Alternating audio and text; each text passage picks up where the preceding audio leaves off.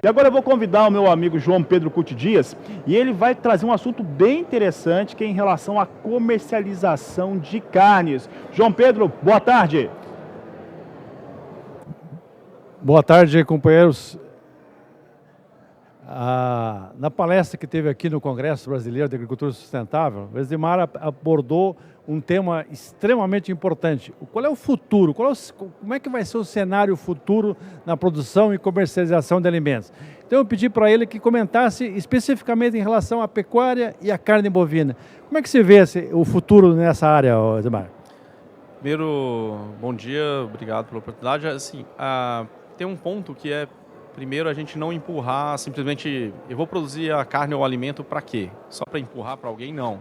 Tem uma questão de quem está do outro lado, o consumidor, ele quer algo diferente, ele tem uma necessidade, ele tem os anseios dele. Então, essa sintonia entre produtores e consumidores, ela é relevante. E hoje você vê várias tendências. Então, eu acho que tem caminhos para você usar a tecnologia ou novos manejos, que vai trazer principalmente rentabilidade para o produtor, que isso é relevante, mas também ele permite atender esse anseio do consumidor, que vai gerar um ganho em toda a cadeia. Então eu posso ter, por exemplo, carnes, são mais gente querendo carnes mais magras, mas gente também com carnes com um marmoreio melhor. Eu tenho um acabamento melhor ou alguma peça com corte especial. Então, como eu consigo fazer, qual o animal ali que vai ter essa configuração e também fora os outros manejos que eu posso trabalhar com integração lavoura, pecuária, floresta, que também vão trazer rentabilidade para o produtor. Outra coisa que você comentou, hoje o pecuarista investe, ele está investindo em ETF, cruzando raças britânicas com o Nelore, está fazendo suplementação, confinamento, mas como é que ele consegue transformar isso em melhor renda para ele? Efetivamente, por exemplo, tem um ponto básico que na hora que eu penso tem um conforto e o bem-estar também do animal. Se ele está melhor, ou está menos estressado, ele também vai dar mais retorno, vai ter melhor acabamento, vai ter maior rentabilidade ao final. Um exemplo claro, cada vez que eu levo o animal para o curral para fazer algum manejo com ele, então a gente tem as campanhas de aftosa aí, que são obrigatórias, cada vez isso quer dizer 10 dias para o animal recuperar o estresse que ele passou de perda de peso. Então, se eu consigo ter tecnologias cada vez melhores, que eu não evito ao máximo esse manejo, isso também vai trazer para ele conforto ambiental, de temperatura, ele também converte melhor. Ter controle de pastagens para ajudar a estimular a massa foliar, isso também vai trazer melhor conversão e, logicamente, ganhos para o produtor. Então, efetivamente, quando eu faço essa conjuntura, isso vai trazer às vezes menores custos e maior preço, que dá a margem maior para ele ao final. Outra coisa, será que o produtor, o pecuarista, consegue comunicar isso à sociedade? Não só aqui o mercado interno brasileiro, mas lá fora, que falam tanto mal do Brasil em termos de desmatamento, isso e aquilo.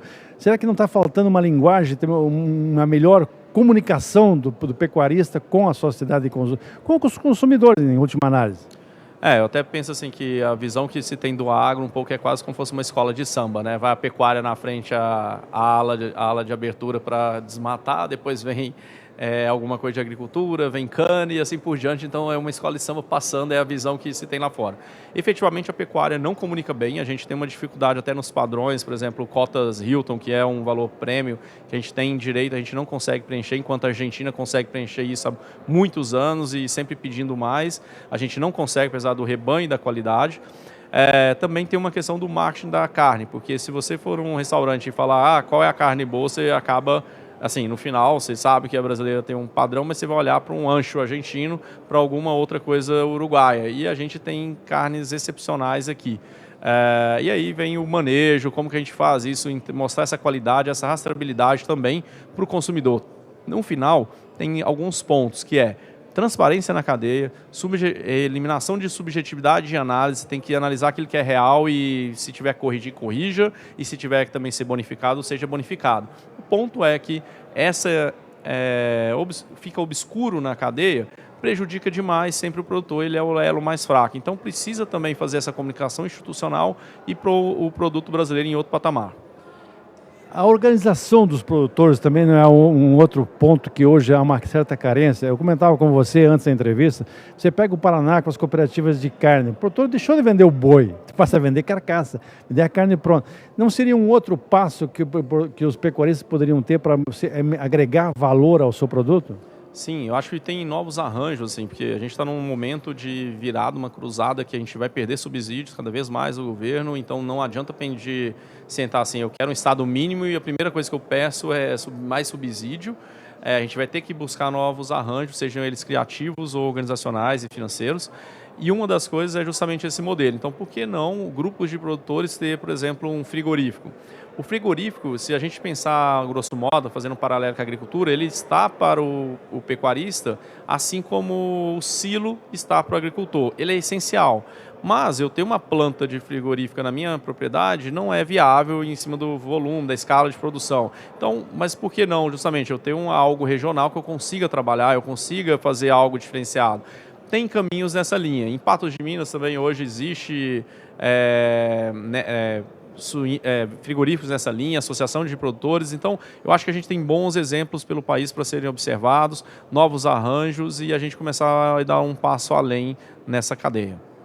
Ok. Era essa palavra do nosso conferencista de hoje, que eu acho que é uma mensagem importante para o senhor e para a senhora que trabalham na pecuária.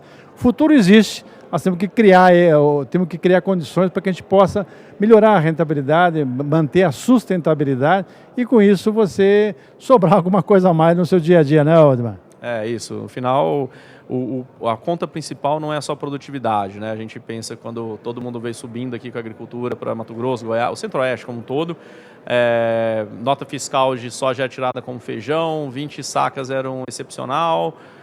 Hoje a gente está numa linha, mas assim, será que o limite é eu quero chegar a 100 sacas de soja ou eu quero ter lucro no bolso? Dinheiro no bolso e que me dê condições de dignidade de estar no campo, de fazer algo diferente. E também levar um prato de comida na sua casa com melhor qualidade. Eu acho que esse é o ponto que a gente tem que refletir e no final a gente tem que trazer rentabilidade com produtividade. O mundo espera que o Brasil cumpra o papel de ser um grande provedor de alimentos, temos quase dobrar a produção de alimentos e o próprio Roberto Rodrigues fala que a paz mundial depende do Brasil e passa para a nossa agricultura e nossa pecuária. Então vamos trabalhar para conseguir isso de forma que a gente também ganhe dinheiro nessa história. Muito obrigado. É contigo, Fabiano. Tá certo, João Pedro, obrigado, né? E dados importantes, informações importantes sobre a comercialização de carne e também utilizando um pouco desses fundamentos da agricultura sustentável que são tão relevantes para os resultados para a produção agropecuária no Brasil.